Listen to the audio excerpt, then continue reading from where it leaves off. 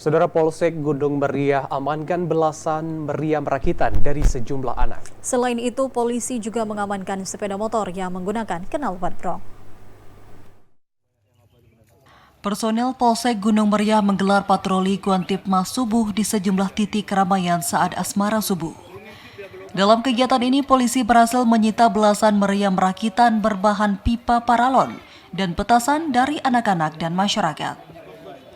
Kegiatan ini merupakan tindak lanjut atas keluhan masyarakat yang terganggu suara bising dari petasan dan meriam rakitan yang digunakan anak-anak setelah sahur dan sholat subuh.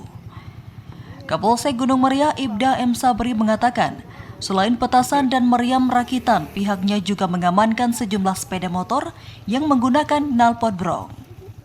Adapun kegiatan yang kita laksanakan yaitu kegiatan patroli di bulan suci Ramadan, tepatnya setelah salat subuh, dengan sasaran petasan rakitan dan knalpot blong.